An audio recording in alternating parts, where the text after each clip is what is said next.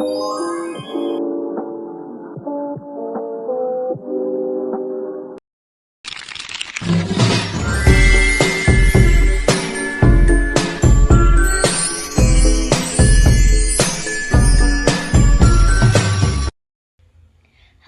Assalamualaikum warahmatullahi wabarakatuh. Perkenalkan, nama saya Eni Alfiah. Di sini saya perwakilan dari kelompok 7. Nah, di sini kami ingin mempresentasikan mengenai ribosom, retikulum endoplasma, Golgi kompleks, dan lisosom.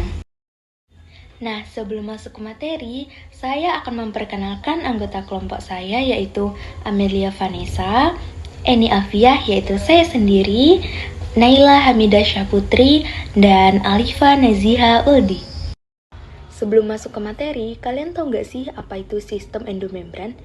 Sistem endomembran adalah unit membran yang membentuk unit fungsional dan perkembangan tunggal saling berhubungan dan terkait satu sama lain baik secara langsung atau tidak langsung melalui transfer membran atau materi sebagai vasikula. Baik, kita masuk ke materi yang pertama. Yang pertama itu adalah ribosom. Ribosom adalah organel kecil dalam sel yang berfungsi sebagai tempat sintesis protein. Nah, di dalam ribosom ini terdapat dua subunit. Yang pertama subunit kecil dan subunit besar. Kedua subunit ini tersusun atas RNA ribosomal atau biasa disebut rRNA dan protein. Nah, letak ribosom ini terletak bebas di sitoplasma ataupun melekat pada permukaan RE kasar atau retikulum endoplasma kasar. Baik teman-teman, mari kita mengenal lebih detail lagi tentang ribosom. Komposisi ribosom. Komposisi ribosom tersusun dari RNA ribosomal atau biasa disebut rRNA dan protein ribosomal. Fungsi ribosom itu terdiri atas 3. Fungsi yang pertama itu sebagai sintesis protein, di mana ribosom ini berfungsi merangkai asam amino menjadi protein sesuai instruksi yang dibawa oleh mRNA. Jadi fungsi yang kedua ribosom adalah penerjemahan kode genetik. Ribosom akan membaca kode genetik dari mRNA dan menyusunnya menjadi urutan asam amino tertentu.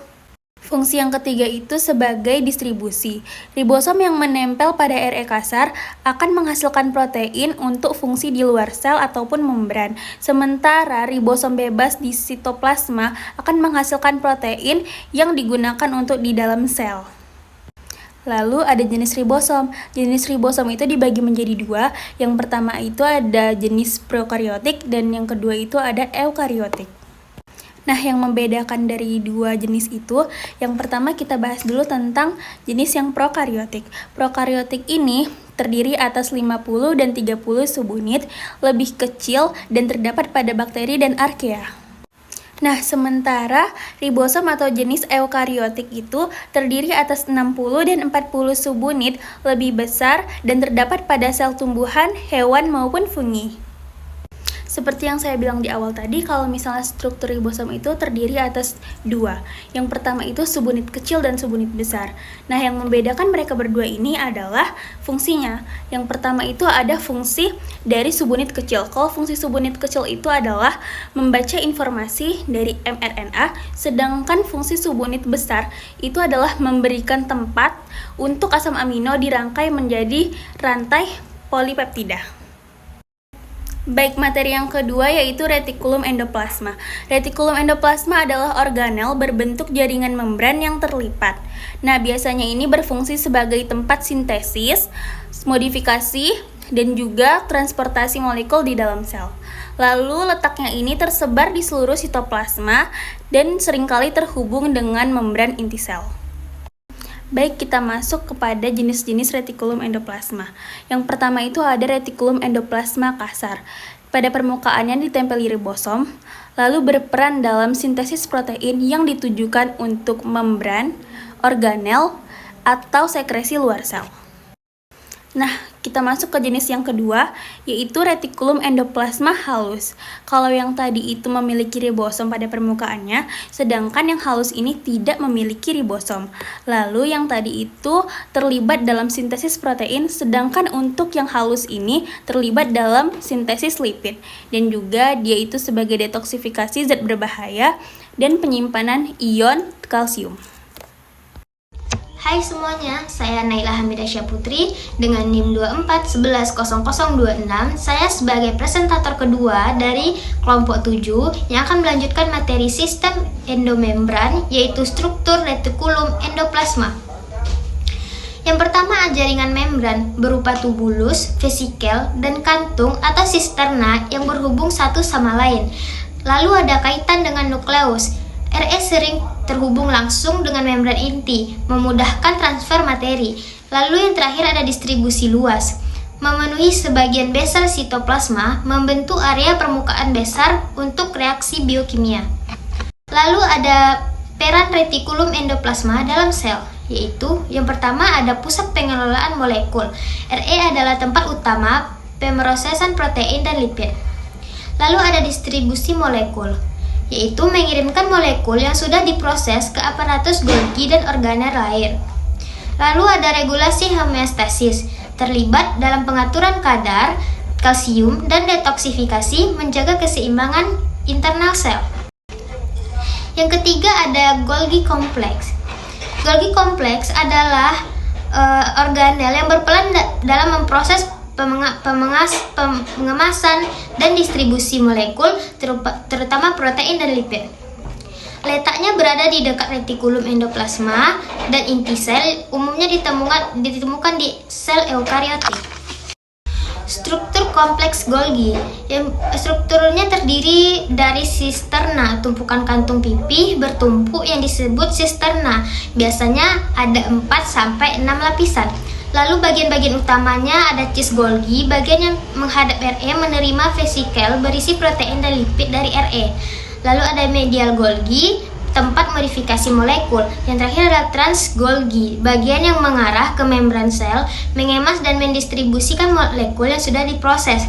Yang terakhir ada fungsi kompleks Golgi. Fungsi utama kompleks Golgi yang pertama memodifikasi protein dan lipid, yaitu menambahkan gula atau glikosilasi atau fosforilasi ke protein dan lipid untuk fungsi khusus. Yang kedua ada pengemasan dan transportasi, yaitu mengemas molekul dalam vesikel yang akan dikirim ke lokasi tertentu di dalam atau di luar sel.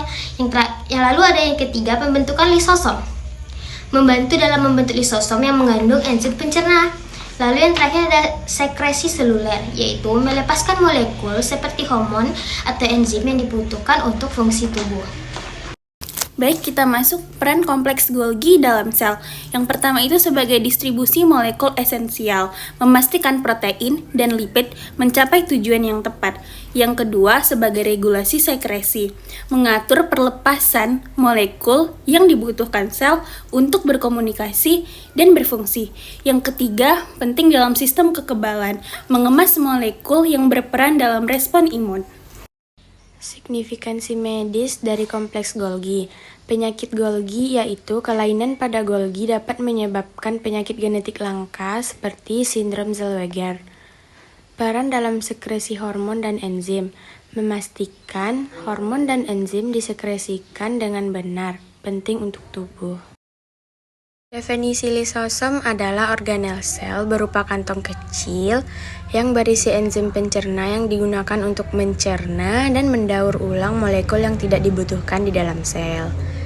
Kemudian fungsi utama dari lisosom ialah berperan dalam pemecahan bahan yang tidak diinginkan, kemudian dalam pencernaan intraseluler, dan daur ulang komponen seluler. Kemudian struktur lisosom yang pertama itu ialah membran tunggal yang dikelilingi oleh membran tunggal yang melindungi sel dari enzim pencerna di dalamnya. Enzim hidrolitik mengandung enzim pencerna seperti protease, lipase, nuklease, dan glikosidase yang aktif di dalam pH asam. pH asam ini, interior lisosom memiliki pH rendah yang optimal untuk aktivitas enzim di dalamnya. Kemudian ialah fungsi lisosom, yaitu yang pertama autofagi, menghancurkan komponen sel yang rusak atau tua untuk didaur ulang. Kemudian yang kedua ialah pencernaan intraseluler, memecah molekul kompleks yang masuk ke dalam sel melalui fagositosis atau endositosis. Yang ketiga, daur ulang molekul. Mendaur ulang bahan organik seperti protein, lipid, dan asam nukleat yang digunakan kembali oleh sel. Dan yang keempat, pertahanan sel. Mencerna zat asing seperti bakteri dan virus yang masuk ke dalam sel. Jenis enzim dalam lisosom. Protease menghancurkan protein menjadi asam amino, lipase memecah lemak menjadi asam lemak dan gliserol, nuklease menghancurkan asam nukleat DNA dan RNA menjadi nukleotida, glikosidase memecah karbohidrat kompleks menjadi gula sederhana. Selanjutnya, proses kerja lisosis. Yang pertama, fagositosis. Sel menahan partikel besar seperti bakteri yang akan dicerna oleh lisosom. Kedua, penggabungan dengan lisosom. Partikel yang tertelan dan membentuk fagosom yang kemudian bergabung dengan lisosom. Ketiga, pencernaan. Enzim lisosom memecah partikel tersebut menjadi molekul yang lebih sederhana. Dan yang keempat, ekositasi.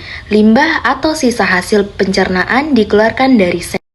Selanjutnya, peran penting lisosom dalam sel. Yang pertama, daur ulang. Memecah komponen sel yang sudah tua atau rusak untuk didaur ulang. Yang kedua, perbaikan sel. Berperan dalam proses perbaikan dan pemeliharaan fungsi sel dengan mencerna komponen yang tidak diperlukan. Dan yang ketiga, pertahanan seluler. Bertindak sebagai garis pertahanan pertama melawan patogen yang masuk. Selanjutnya, gangguan dan penyakit terkait lisosom. Penyakit lisosom storage, gangguan genetik yang menyebabkan akumulasi bahan yang tidak tercerna seperti penyakit Tay-Sachs dan Gaucher. Penyebabnya disebabkan oleh mutasi genetik yang menghambat produksi enzim tertentu dalam lisosom.